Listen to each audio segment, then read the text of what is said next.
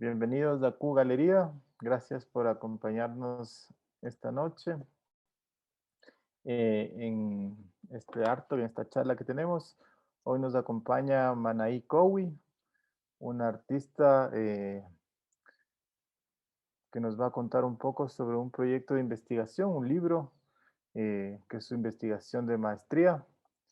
Entonces paso a presentarle, voy a leerles un fragmento de su bio y luego le cedo la palabra. Entonces, Manaí Cowi, artista quichua, interesada en la pintura, licenciada en artes visuales, ha formado parte de algunos procesos colectivos, como el colectivo de artistas Suma Cruray, y actualmente es parte del colectivo Warmi Muyo, conformado por mujeres artistas de diversos pueblos y nacionalidades. Ha participado en exposiciones colectivas y en el 2013 realiza su primera exposición individual denominada Callaya, La Llamada. Ha colaborado en proyectos de educación artística como Arte Educarte y Ludomentis, y dentro de su propuesta artística toma como punto de partida el ser mujer indígena, para, a partir de diversos lenguajes como la pintura, el video, etcétera, generar debate y transmitir lo que significa ser mujer quichua en la actualidad. Es máster en estudios culturales por la Universidad Andina Simón Bolívar, y su línea de investigación explora las temáticas relacionadas con los procesos de autodeterminación a través del arte. Sin más, les dejo con Manaí. Gracias, Manaí, por acompañarnos. Estás con el micrófono apagado. Te dejo la palabra.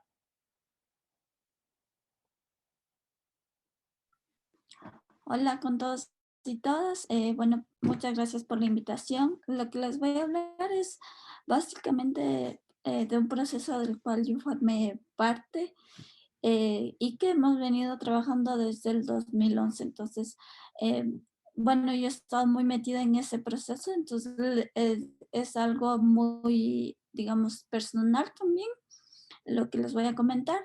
Entonces, es de un proceso muy personal y colectivo. Entonces, contenta y muchas gracias por la invitación. Una pregunta, yo solo quería saber si tal vez ustedes tienen a la mano esferos o hojas o lápiz. Si no, no hay problema, me pueden contestar por el chat, pero si les quiero iniciar con una pregunta, entonces quería ver si no hay problema en eso. Si no, me mandan en el chat la respuesta a las que sí. Ya, sí, ya.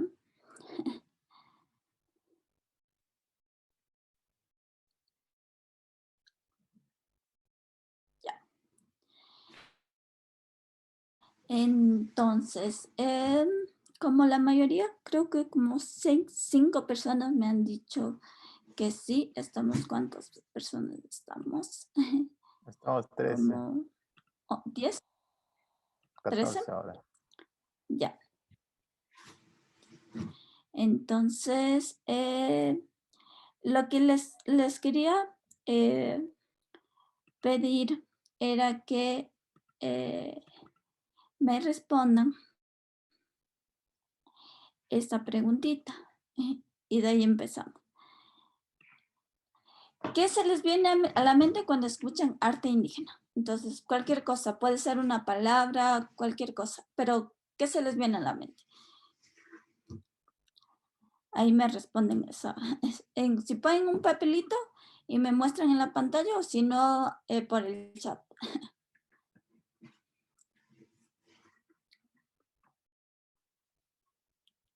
Puede ser en una palabra o varias palabras.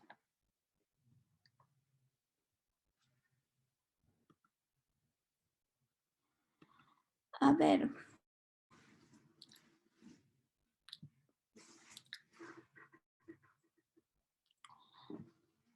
No necesita ser un concepto así durísimo, no, solo lo que se les viene a la mente.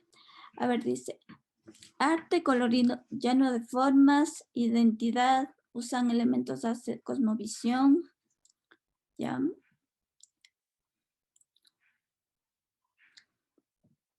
Resistencia, chévere. Alami Flores.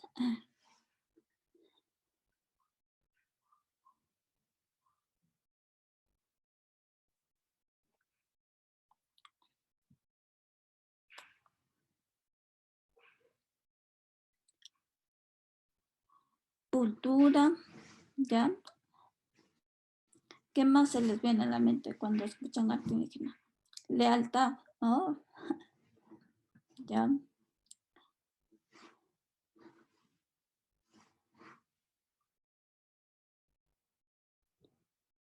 Tradicional. Oh.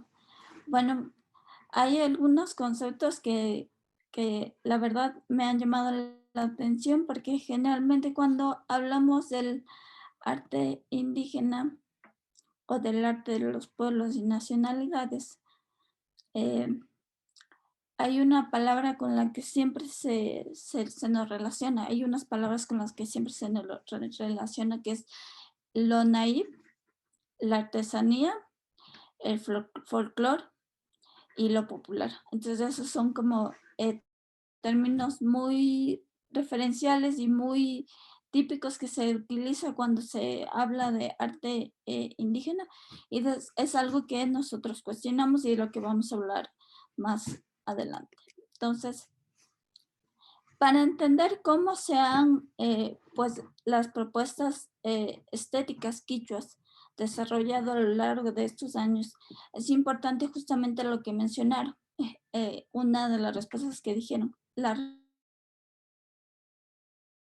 estéticas que han justamente resistido a esa colonialidad del ser que opera dentro de los circuitos del arte tradicionales y del arte occidental. Entonces, cómo dentro de estos circuitos la colonialidad ha sido la que determina las normas, los parámetros y las instituciones que circulan y la producción artística. Entonces, eso es uno de los elementos que hay que tener presentes cuando se habla de arte de pueblos y nacionalidades, porque es algo con lo que nosotros tenemos que luchar constantemente. Entonces, justamente a partir de esta colonialidad que opera dentro de los circuitos artísticos, se crean normas, estándares, ¿no? Y en el siglo XVIII se establecen algunas características básicas para determinar qué es un objeto artístico. Entonces, una de las características básicas es que la producción es la producción de objetos únicos e irrepetibles, ¿no? Los cuales se expresan el genio individual. La otra es la capacidad de exhibir la forma estética desligada de las formas culturales, ¿no? Entonces la cultura queda anulada dentro de estos planteamientos. Y por último, que o sea, que la producción artística, los objetos artísticos no tengan una funcionalidad, ¿no? Sino que sean meramente contemplativos. Entonces, ahí empieza como ya una distribución, una determinación, una diferenciación de lo que es arte y de lo que no es arte, ¿no? Entonces, todo lo que se rija bajo esas categorías, bajo esas características, es arte. Y lo que no, no entra dentro de ese circuito artístico. Entonces, en cambio, en los Andes, la cultura, lo ritual y lo comunitario es fundamental. ¿Por qué? Para la producción artística. ¿Por qué? Porque la cultura es la que determina las formas y los circuitos de las formas de circulación de las prácticas artísticas, ¿no? Y también cómo la comunidad se convierte en un espacio que dinamiza la producción estética. Claro ejemplo de ello es el tejido, el bordado. No sé si han tenido la oportunidad de ver, pero cuando generalmente se borda o se teje, siempre esas son prácticas que tienen un carácter colectivo.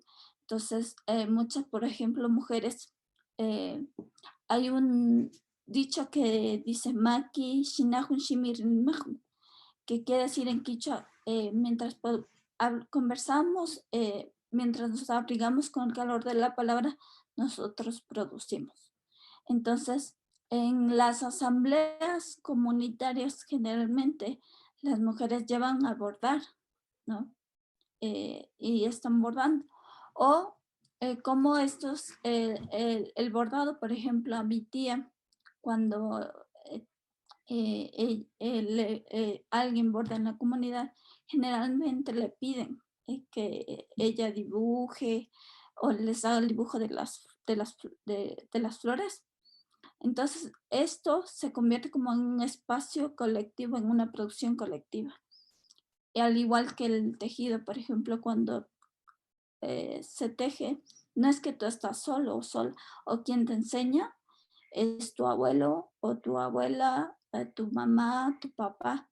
Entonces, eso ya le da un carácter comunitario a la producción artística eh, que existe en los Andes, ¿no? Entonces, como esta experiencia también colectiva es un elemento que determina la producción artística, la circulación y su consumo, ¿no?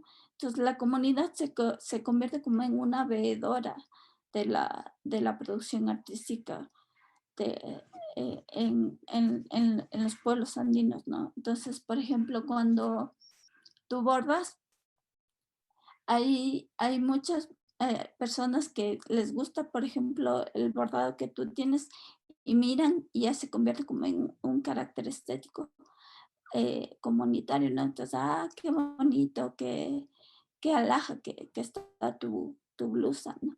Entonces, y también cabe recalcar que hay producciones estéticas que han producido los pueblos originarios, pero que lamentablemente por cuestiones, justamente por cómo opera esta colonialidad, no han sido consideradas como arte, ¿no? Sino, entonces, por ejemplo, el tejido o el bordado, que son producciones artísticas muy importantes entre las comunidades, no han sido reconocidas como producciones artísticas, como valoradas como arte, ¿no? Entonces, creo que estos elementos comunitarios, lo ritual y la cultura forman parte fundamental para determinar la producción artística de los pueblos y nacionalidades. Entonces, otro elemento es cómo la estética responde a las necesidades culturales y simbólicas que encontramos en cada ritual que permiten que se desarrolle de manera armónica, ¿no? Se desarrollen de manera armónica. Entonces yo les puse como 3 ejemplos. Uno es el matrimonio indígena, el Ñavi Mayay. No sé si alguien ha tenido la oportunidad de estar o de presenciar uno de sus matrimonios indígenas. Es y ahí te das cuenta de cómo la estética también está presente dentro de varios espacios rituales, ¿no? Entonces, por ejemplo, el Ñavi Maye, que es el lavado de cara, se realiza generalmente en los matrimonios y, bueno, hay varios personajes, ¿no? En los matrimonios y dentro de los personajes están los sombrereros, y están los que cuidan que el espacio, la gente no se meta en el espacio. Están pues los roperos, la ropera o las roperas. Entonces son personajes que tienen una estética bien peculiar, ¿no? Por ejemplo, los sombrereros tienen unos sombreros unos sobre otros, utilizan los sombreros del novio y de la novia y cuando, por ejemplo, tienen que en el ritual eh, cambiarse o de ropa o ponerse el sombrero de nuevo o dejar el sombrero. Entonces, este es como el personaje encargado de eso. La ropera o el ropero, en cambio, es el personaje que está presente en todo momento para cambiarle de ropa al novio o la novia cuando necesite, ¿no? Por ejemplo, necesita una fachalina que es no sé si ustedes ven, pero es la ropa rosada que utilizan las mujeres. Entonces eso es la persona que está encargada de tener y de guardar toda esa ropa. Entonces, como esa estética también influye en cada uno de los personajes que está presente dentro de los rituales, ¿no? Y también, por ejemplo, no sé si ven aquí flores. Estas flores son con las que se desarrolla el ritual y es un lavado de la cara, ¿no? Entonces, este lavado de la cara generalmente es entre el novio y la novia y los familiares muy, muy, muy cercanos. Y no sé si se puede ver, pero la estética está presente en, como les mencioné, en cada momento, en cada espacio ritual. Entonces, el color de las flores, el color de los rebozos, el color de los, de los sombreros, de los ponchos, tiene mucho que ver y generalmente utilizan como una franela rosada para distinguirse. Entonces eso es un signo de cómo la estética también está en lo ritual. El otro es la segunda, no sé si ven a varias mujeres que llevan como sí, como un palo con unas rebozos o con unas franelas rosadas. Eso es en Semana Santa. Estos personajes se llaman las guioneras. Entonces, estos personajes son los que guían a los santos en Semana Santa. Pero tienen una estética peculiar. No sé si ustedes pueden ver. Una, tienen el pelo suelto, ¿no? Dos, siempre llevan como una capa rosada por atrás y siempre llevan como ese bastón con la cruz y esa franela rosada, ¿no? Entonces tienen una estética peculiar igual. El otro ejemplo que les puse fue el Ayauma, ¿no? Que creo que es el personaje más conocido de todos. Y bueno, es un personaje que está presente en el Inti Raymi y es el personaje que es como un guía espiritual. Entonces, tiene como básicamente el modelo que es dos caras que representan como la dualidad, los cachos que tienen un número en específico, que son 8 cachos que representan como los colores del arco iris. Y la lengua, que es como igual, tienen tanto el frente como para atrás. Y es como un guía espiritual para nosotros. Entonces está muy presente dentro de la festividad del Inti Raymi y pues representa también una forma es un personaje que tiene una estética peculiar y depende ya mucho de cada uno o de cada una cómo se lo desarrollen, ¿no? O sea, cómo se lo hagan, ¿no? Pero creo que básicamente lo que yo quería darle con estos ejemplos era cómo la estética está presente en cada ritual, ¿no? En cada momento de los de vida de los pueblos originarios y que es una forma también en que la estética forma parte fundamental de lo cultural también, ¿no? Entonces, cómo se entiende la estética dentro del occidente y cómo se entiende la estética dentro de los pueblos originarios, ¿no?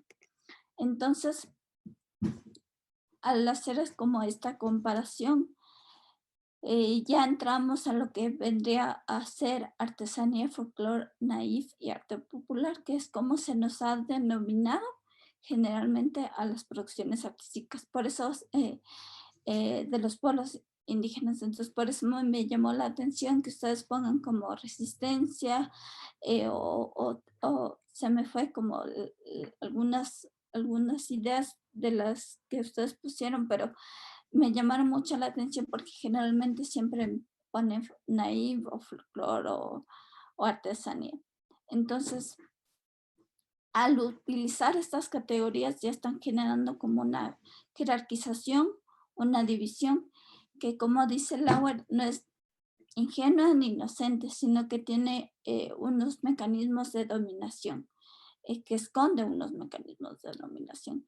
Entonces, generalmente cuando se utiliza artesanía para referirse a las propuestas de los pueblos indígenas, se toma en cuenta solo el aspecto manual, pero no se toma en cuenta esos valores culturales simbólicos que poseen nuestras propuestas estéticas. Otro término que se utiliza es folclore, ¿no? Y siempre decimos música folclórica también, pero yo creo que hay que cuestionar esos términos porque son términos que de alguna forma esconden, o más bien dicho, esconden o llevan tras de sí unas relaciones de poder. Entonces, por ejemplo, el término folclore, a través de este término se exotiza, ¿no? Como se exotiza lo diferente, lo diverso, ¿no? O naive, que también generalmente suelen utilizar para denominar a las propuestas estéticas de los pueblos indígenas, generalmente es- se lo relaciona con lo ingenuo, ¿no? Con lo simple, con lo infantil. Entonces, como todas estas categorías esconden y también generan que una división dentro de las propuestas estéticas a nivel mundial, ¿no? Entre Occidente y las propuestas estéticas de los pueblos originarios. Entonces ya subalternizas y defines a unas propuestas estéticas como arte y a otras no. Y eso es lo que nosotros como colectivo hemos cuestionado, ¿no? Entonces, otro de los términos que generalmente se utiliza para denominar las propuestas estéticas de los pueblos indígenas es el arte popular, que es un término que a la final con el cual se busca, ¿no? Insertar dentro de la categoría arte a las propuestas estéticas de los pueblos indígenas, pero todavía no abarca, no es capaz de abarcar eh, como las necesidades que tenemos como artistas quichua, ¿no? Este término. Entonces, Escobar, por ejemplo, dice que una de las principales dificultades a la hora de las propuestas estéticas de la Via Yala es que no existen conceptos que nos puedan permitir entenderlos desde su contexto, desde nuestro contexto, ¿no? Entonces, es por eso que nosotros nos hicimos como la pregunta, ¿no? ¿Existe un término para definir arte en los pueblos indígenas? ¿Quiénes determinan lo que es arte para los pueblos indígenas, no? Entonces, a partir de estas preguntas, nosotros planteamos con el colectivo Sumarrurey, que es un colectivo de artistas de diversos pueblos y nacionalidades que se creó en el 2011. Sí, en el 2011 se creó este colectivo y surge por la necesidad de que no teníamos espacios, ¿no? Para exponer como artistas quichuas.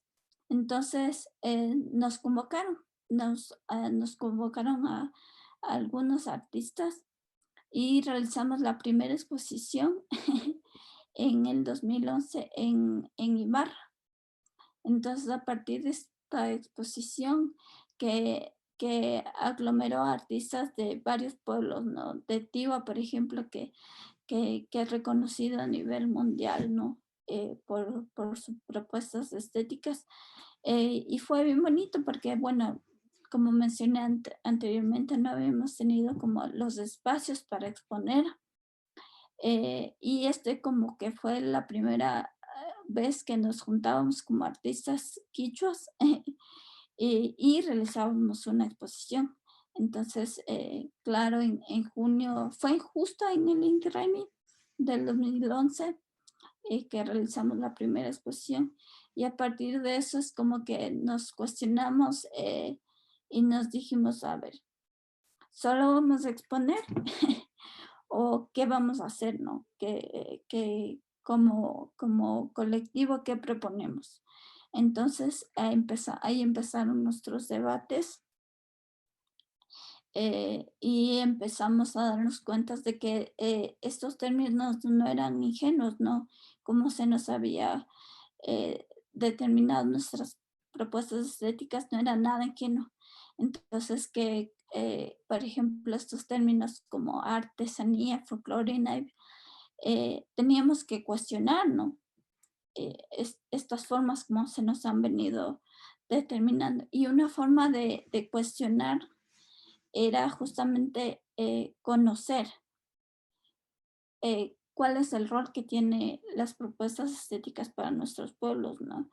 Y lo segundo, como mencionaba anteriormente, Escobar decía que no existe ningún término que nos permita comprender desde su contexto histórico a las propuestas estéticas de los pueblos originarios. Entonces nosotros utilizamos esta palabra, Sumarurey, justamente para plantear desde ahí y cuestionar, ¿no? Y pues investigar sobre nuestras propuestas y cuál estéticas y cuál es la función que tienen para nuestros pueblos, ¿no? Entonces, el sumar, que es una palabra en quichua, que pues es como la unión de dos palabras, una que es suma, que es que pues no hay una palabra en español para definir exactamente qué significa suma, pero es básicamente lo bello, pero a lo vez lo magnífico, lo grande, lo inimaginable, lo sublime. Entonces existen varias formas de utilizarlo, ¿no? Cuando dices maizuma, quiere decir que es algo divinamente o expresar algo realmente bello. Entonces, que va mucho más allá de la belleza. O, por ejemplo, Sumapacha, que quiere decir que es algo realmente hermoso. Entonces, existen diferentes maneras de interpretar lo bello. Huyelau, por ejemplo, es una palabra también que expresa la belleza, ¿no? Y bueno, eso quiere decir sumac en quichua. El ruray, que viene de la palabra rurana, que quiere decir eh, hacer, producir, crear, que para nosotros también conjugar estas dos palabras era fundamental. Entonces de ahí viene el suma rural. Entonces, un poquito investigando sobre esta palabra, entonces yo le pregunté, por ejemplo, a mi abuelita qué entendía por suma rural. Y él me dijo que entendía como un aliyam, que quiere decir en quichua un gran trabajo, ¿no? Entonces, eh, el trabajo comprendido como una actividad que está mediada por la creatividad también, ¿no? Entonces, ese es uno de las investigaciones o de las preguntas que se hizo ah, sobre qué se entiende el suma rural. Otra definición es hacer algo con el propósito de llegar al suma causa. Y esta definición la dio Inti Hualapuro, que es un artista quichua. Y justamente cómo el arte te permite esa armonía, ¿no? Esa armonía y te permite ser como esa expresión que te permite justamente llegar al suma causa, ¿no? El suma causa entendido como esa armonía entre la naturaleza y el ser humano, ¿no?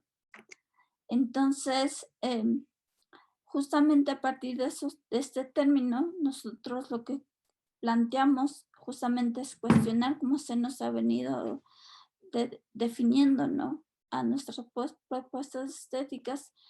Y creo que uno de los, de la, ¿cómo se puede? De los dificultades que tenemos o tal vez de los retos que tenemos es que se cree que nosotros al plantear el summa rurale estamos diciendo que nosotros hacemos el summa rurale como dividiendo, ¿no? Nosotros hacemos el summa rurale y ustedes hacen arte. No, nuestra intención al plantear el summa rurale es justamente eh, el, el cuestionar cómo se nos ha catalogado, pero sobre todo nuestra intención también a la final justamente es eh, que podamos después decir, ¿no? Arte y hablar de todas las propuestas estéticas que existen, ¿no? Sin discriminar ni a ninguna. Entonces, ese es como el propósito a llegar, pero creo que sí es fundamental como estos términos porque ayudan a cuestionar y a ver todas esas relaciones de poder que existen dentro de las esferas del arte, ¿no? Entonces, otra pregunta que les tengo y que, bueno, si no pueden, igual, si pueden escribirme una palabrita, no necesito una definición súper grande, pero es qué entendemos por interculturalidad y si el arte es un campo de acción intercultural. Entonces necesito que me ayuden respondiendo y voy a ver como su respuesta y, y ahí vamos conversando. Las preguntas eran, ¿qué entendemos por interculturalidad y si el arte es un campo de acción intercultural? ¿Ya? Uno me dice varias culturas.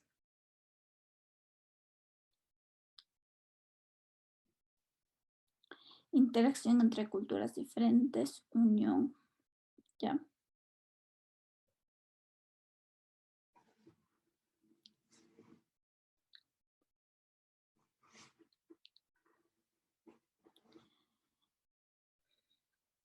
Y no se olviden de la otra pregunta, si el arte es un campo de acción intercultural. ¿Creen que es se puede hablar de un arte intercultural? ¿Sí o no?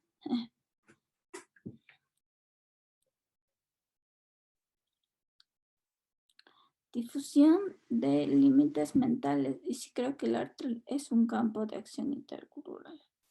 Chévere.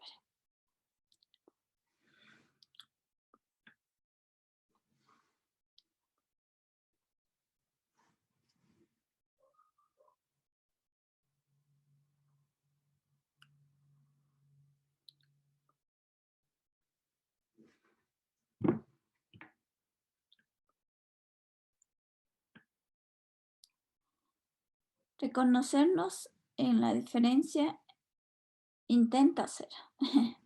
No, el arte intenta ser un espacio, un campo de acción intercultural. Ujú.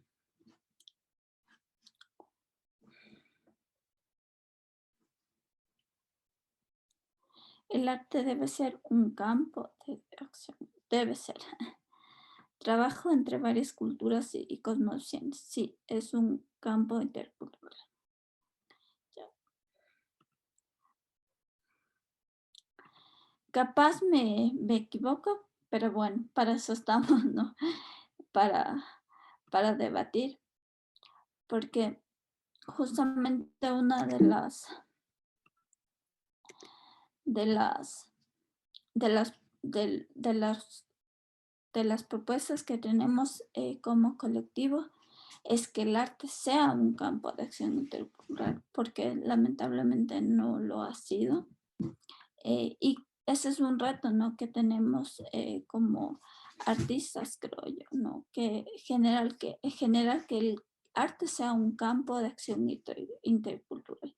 Entonces, justamente, como mencioné anteriormente, el Sumo Rural lo que tiene como eje de acción se plantea como eje de acción es la interculturalidad, ¿no? Que justamente estas propuestas estéticas sean valoradas, de los pueblos indígenas sean valoradas y reconocidas, ¿no? Como arte. Y que pues este campo artístico permita justamente lo que mencionamos anteriormente, un aprendizaje conjunto de ambas culturas, ¿no? Y de todas las culturas que existen, en el mundo. Entonces, pero ese es un reto.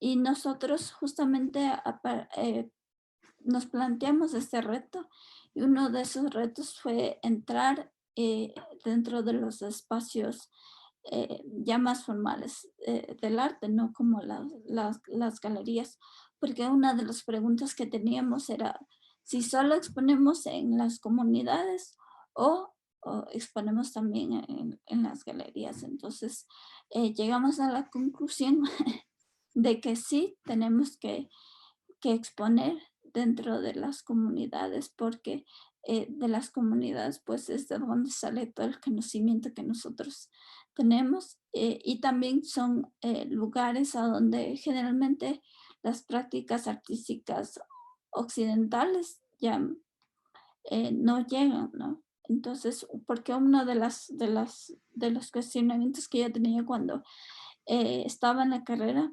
era que me parecía que el campo artístico pues era muy elitista, ¿no? Para un circuito en específico. Y que muchas personas no tenían como acceso a todas estas producciones artísticas. Entonces creo que uno de los planteamientos justamente es eh, que el arte llegue a todos los lugares, ¿no? Entonces, esa es una de las preguntas que tenemos, será si solo exponemos y cuál es nuestro rol al exponer dentro de las galerías, ¿no?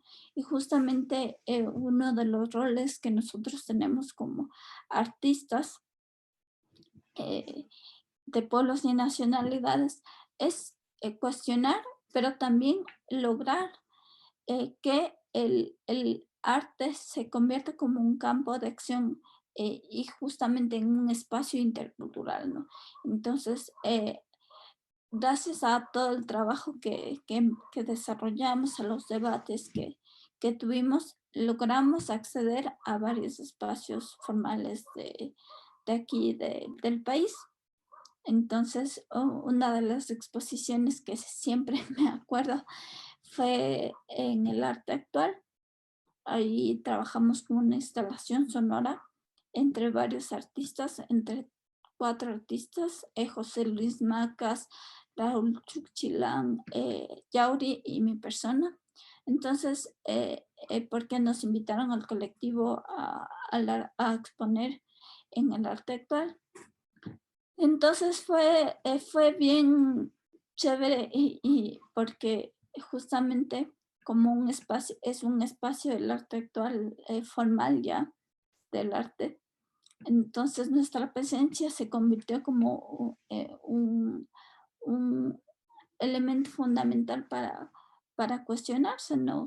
Lo que les mencionaba de que es un circuito en específico el que acude a las galerías y al que llega el arte. Entonces, la directora, no, la coordinadora en ese entonces estaba bien feliz porque no era la misma gente la que iba a la exposición, sino que era otro público el que fue a la exposición y pues ahí te das cuenta, ¿no? De cómo las galerías también se convierten como en espacios eh, de agencia, pueden convertirse en espacios de agencia intercultural, ¿no? Entonces, bueno, fue chévere ver esa reacción porque sí, o sea, no fue el mismo público, al que estaba acostumbrado arte actual. Y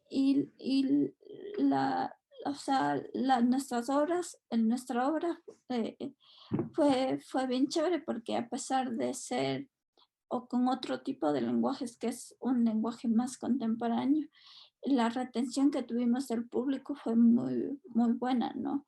Y era un público diverso, entonces fue chévere. Otra exposición que tuvimos invitación que tuvimos fue al Museo de Arte Moderno de Cuenca. Entonces, siempre menciono que si nosotros hubiéramos trabajado de manera individual, nada de esto hubiéramos logrado, porque eh, creo que el trabajo colectivo ha sido fundamental, porque si no nos hubiéramos unido, no hubiéramos logrado los espacios a los que ahora tenemos acceso.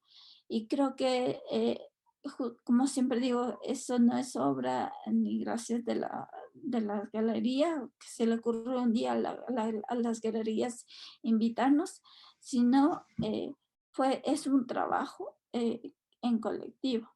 Entonces, esto es como una invitación igual al colectivo en el Museo de Arte Moderno y fue igual chévere, ¿no? Porque estábamos artistas de varios lugares y creo que el trabajo colectivo ha ido desencadenando que ya, o sea, nos inviten a espacios formales como por ejemplo el Centro Cultural Metropolitano, ¿no?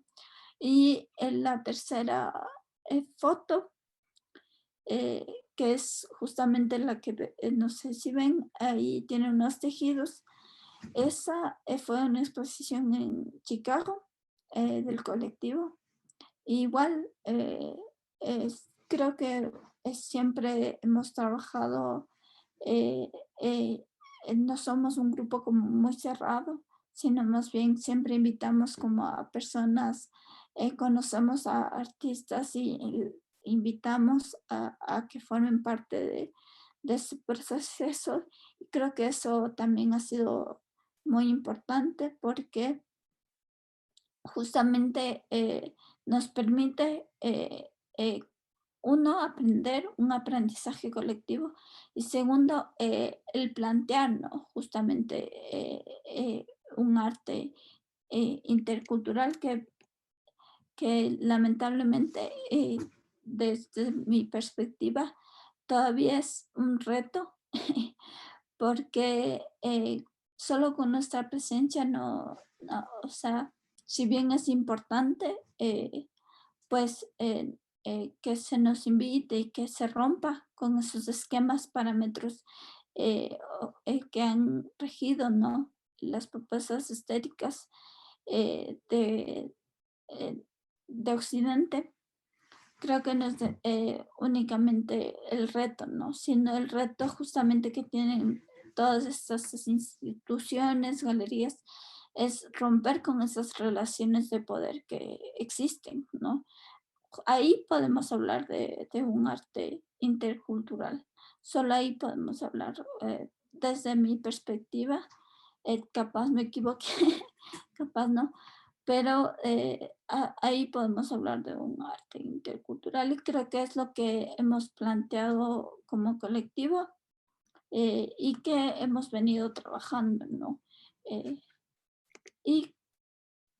y, pues, como para concluir, eh, dentro eh, del texto de mi tesis, pues una de las conclusiones a las que llego es que es importante y fundamental un concepto que permita entender el arte indígena a partir de su contexto, ¿no? Social, histórico y cultural.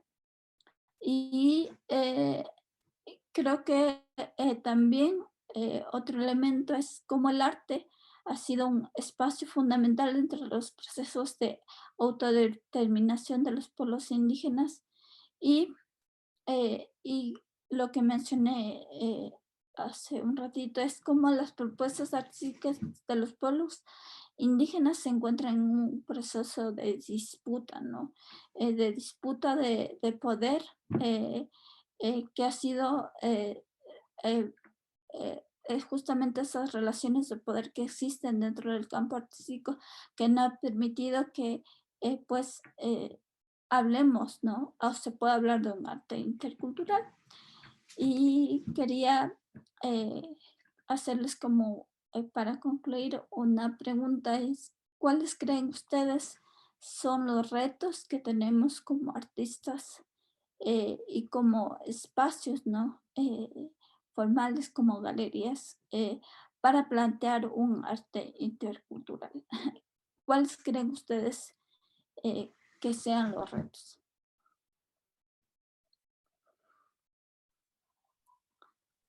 Gracias, Mana, por tu presentación. Ahora que nos invitas a responder esta pregunta, antes de responder, quisiera invitarles a todos, todas, todes, a prender sus cámaras, cambiar la vista para un poco vernos entre todos y partir de esta pregunta que nos hace Manaí, eh, la conversación, ¿no? Un poco abriendo preguntas desde una pregunta. Entonces, yo pensaba justo en cuando mostrabas esto de los espacios en donde expusieron y también un poco pensando en que estamos virtualmente, pero en un espacio de exposición, ¿no? Eh, hay estas propuestas, ¿hasta qué punto es un norte o es algo muy presente en la programación de los espacios tomar en cuenta lo intercultural? Digamos, todos los espacios tienen una misión, visión, una línea curatorial. Ujú, Eh, pero yo siento que mucho de esta producción se vuelve esporádica en los espacios de circulación.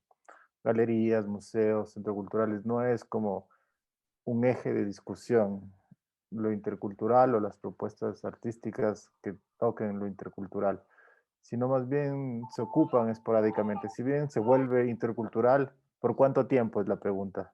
Eh, Siento que se ocupa un mes, 2 meses, lo que dura la muestra, y después, ¿qué pasa con ese espacio?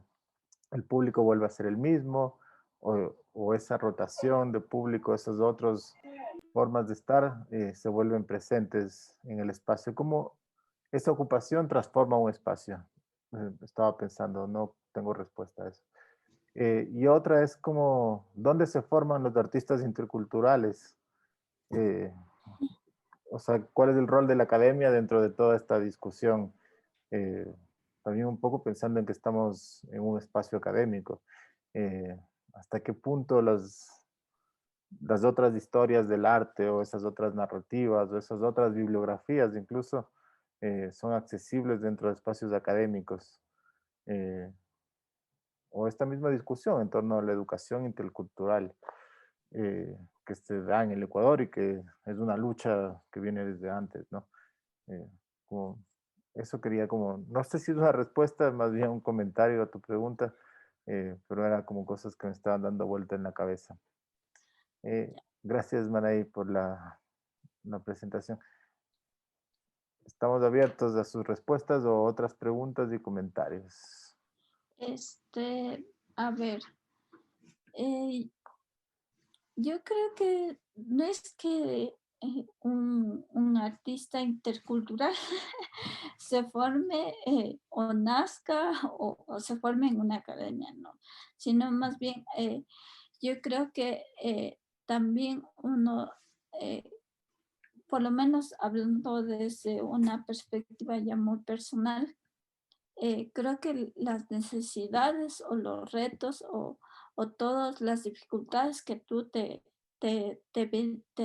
pues, tienes en el camino, te hacen pensar, ¿no? Y decir, a ver, ¿por qué nosotros como artistas quichuas nos tenemos que afrontar a estos retos y por qué otros artistas no, ¿no? Y yo creo que eh, el decirse un artista intercultural es un reto, pero, o sea, no necesitas pertenecer a algún pueblo o nacionalidad para decirte soy un artista intercultural. Yo creo que justamente está en cuestionarse, ¿no?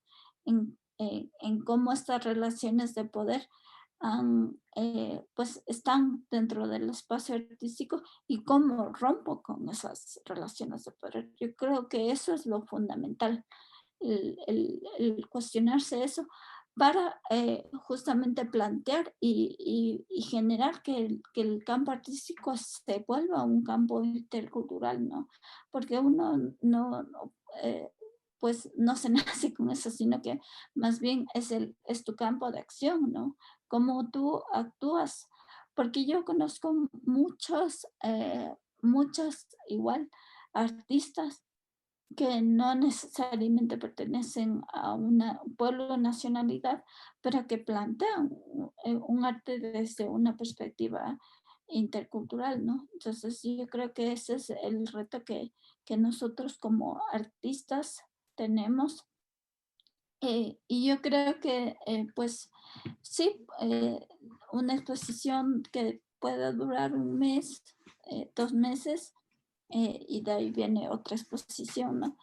Pero justamente por eso yo decía que el reto no está en solo que nuestra presencia, ¿no? Porque nuestra presencia puede ser en una exposición y termina la exposición y ya está, ¿no? Entonces, la exposición dura un mes y ya está.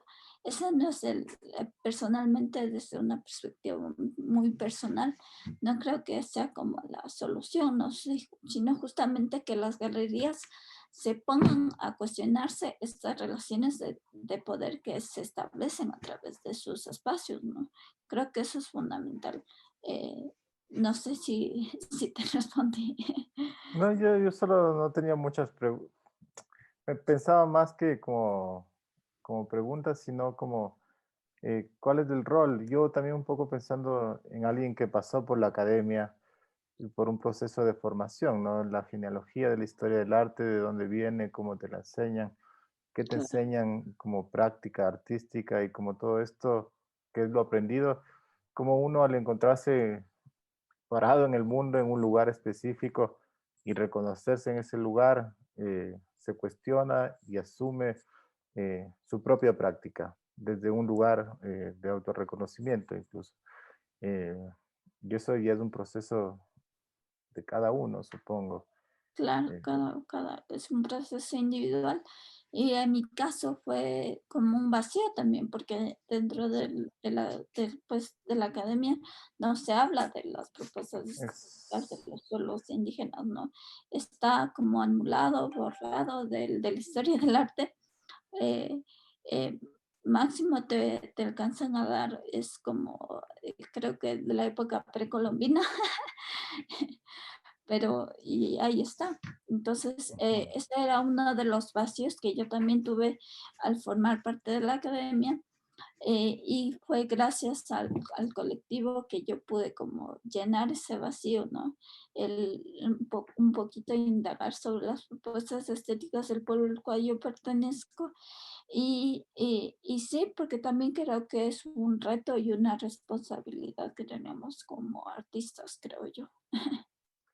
Exacto. Y yo también creo que no hay que, o sea, justo con lo que venías diciendo, creo que tampoco hay que salvar responsabilidades, ¿no? O sea, la academia sí tiene una responsabilidad, la institución tiene una responsabilidad, porque ocuparon un lugar, o sea, el folclore fue una categoría, es una categoría que nace de la academia para neutralizar un poco esos discursos, entonces también hay que, eh, supongo que hacer un ejercicio de autorreconocimiento en la academia como espacio de formación para repensar un poco los procesos, lo que se enseña y en dónde y desde dónde se enseña, quizá. Gaby, hola. Hola, hola con todos. Muchas gracias por la charla. Estuvo muy chévere. En realidad me acabas de responder unas preguntas porque yo, por ejemplo, estaba preguntándome si si estudio, digamos, un grupo de la Amazonía, por ejemplo, y, o sea, ¿en qué punto, digo, no estoy como simplemente apropiándome de las categorías de alguien más desde un privilegio? Y como que con lo que dijiste ahorita, como de y lo que dijo también Byron, como de asumirme, ¿no? Porque a veces, no sé, creemos que somos occidentales y no nos damos cuenta que somos como que latinoamericanos y que sí tenemos un bagaje cultural que, en el que no habría que decir, como justamente como que no habría esto que dar espacio a lo intercultural, porque, o sea, ya tendría que haber, tendríamos que asumirnos como, pero sí, sí se vuelve necesario nombrar lo intercultural porque sí se invisibiliza, como tú dices, esa también era una de mis preguntas que me respondiste. Eso, entonces, muchas gracias.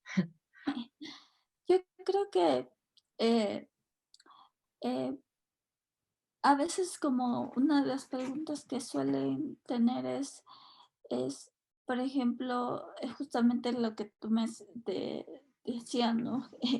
Era si no estoy aprovechándome de ciertos conocimientos que existen en tal pueblo. Yo creo que uno justamente ahí está el reto, ¿no?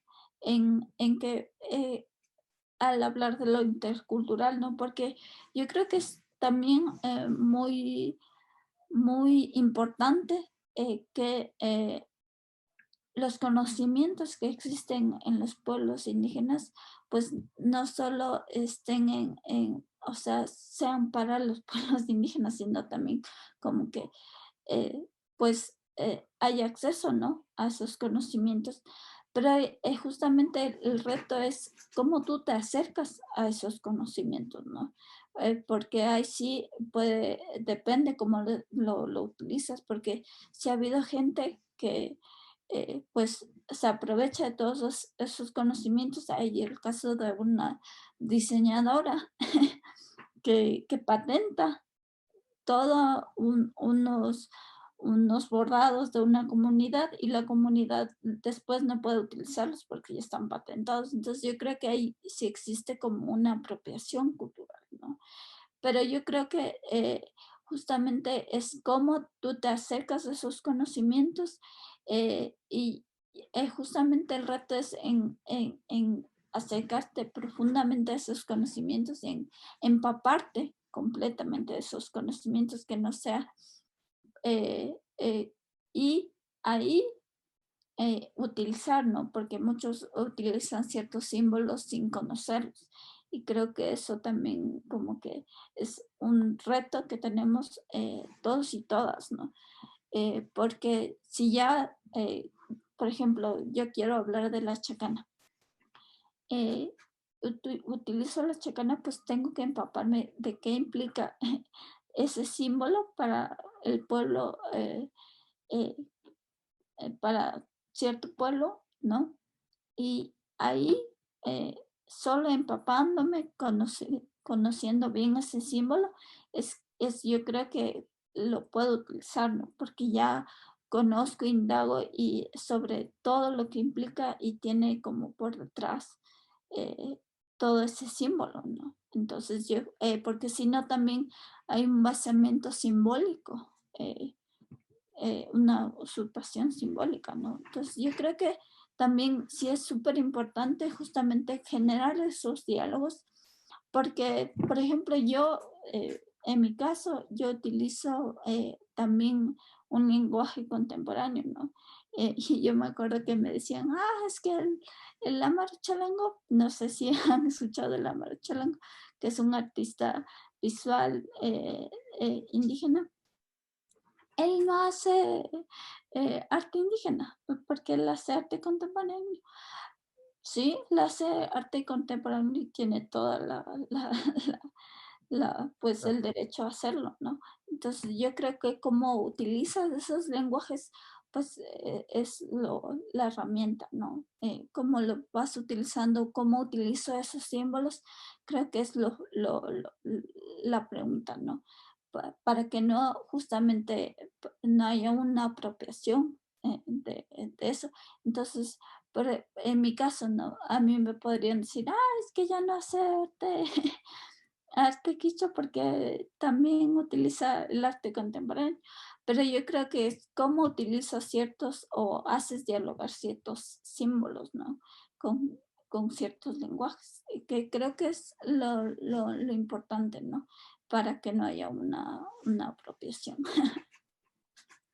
Tenemos otra pregunta de Alami.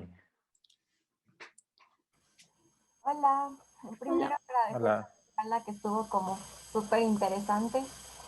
Y bueno, y quería preguntarte como ahora que estamos ya trasladados todos a este entorno digital y no sé hasta que, no sé, este tiempo se prolongue más, ¿cómo van a seguir trabajando ustedes como comunidad? Porque siento que, claro, este entorno digital también como manifiesta muchas estos ejes de dominación, de quién puede acceder a estos entornos y quién se queda como relegado de los medios digitales.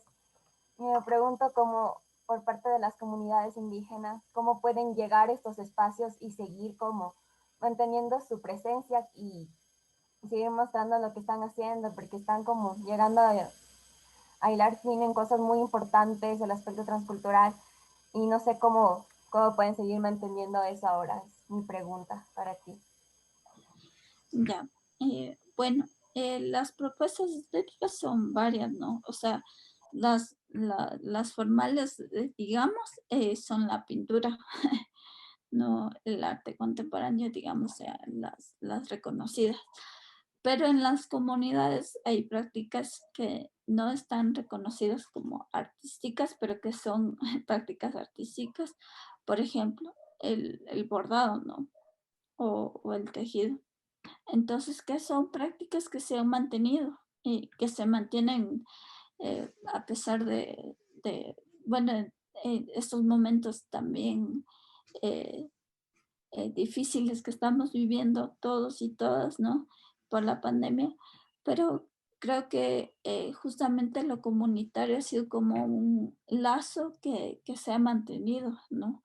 Entonces, que la producción artística, por ejemplo, en el caso del bordado o el tejido se mantiene. Entonces, o sea, por ejemplo, yo les decía que a mi tía le piden que haga el dibujo y lo que hacen las demás compañeras es bordar el dibujo. Entonces, son prácticas, acciones que se mantienen a pesar de la pandemia.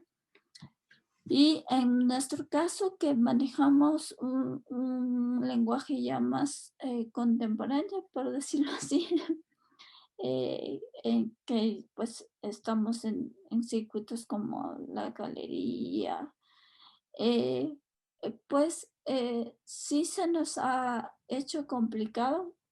Con el colectivo Gualmimuyo teníamos una exposición y, y por la pandemia pues tuvo que cancelarse. Entonces sí te toca como buscar otros mecanismos para circular, que tu obra circule, ¿no es cierto? Entonces, pero no necesariamente solo por la pandemia, en mi caso, por ejemplo. Eh, para que la gente sepa que yo, pues, pinto, hago arte, tuve que utilizar mucho las herramientas digitales. Entonces, las redes sociales, Facebook, el Instagram, que me ayudaron bastantísimo. Entonces, pero, o sea, son como diferentes formas, prácticas artísticas, pero que tú buscas como los mecanismos de que se mantengan, ¿no? Entonces, por ejemplo, el bordado se mantiene, el tejido se mantiene. eh, claro que las formas de circulación han sido como más complejas. Por ejemplo, en el caso de los tejidos, ¿no? Yo me pongo a pensar en las personas que hacen las fajas. Entonces ellos sí han tenido como que, porque son personas que no manejan mucho las redes sociales. Entonces sí, por ejemplo, yo conozco el caso de una persona que iba a la comunidad a vender las fajas, ¿no? Entonces, pero te buscas otras formas de circulación de tu obra también. A eso voy.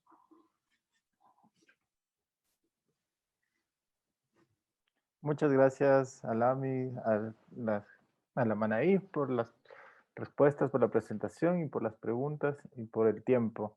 Y un poco por honor al tiempo de todos, quería agradecerles por acompañarnos hoy, acompañarnos en esta charla.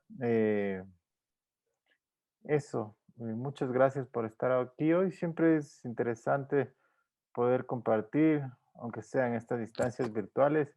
Quería decirles que esta charla quedó grabada y la vamos a subir en las redes de QGalería y en la página web de QGalería. Tenemos una ventana, están todas las charlas que hemos hecho desde la virtualidad, aprovechando que nos permite mantener un registro, por si acaso quieran compartirla con alguien o verla nuevamente. Buenas noches y muchas gracias. Gracias por la invitación, un gusto conocerles, aunque sea por esta virtualidad. Y bueno, estará abierta a cualquier pregunta, cualquier inquietud que tengan, estoy abierta y pueden escribirme con confianza. Gracias, buenas noches. Chao. Gracias.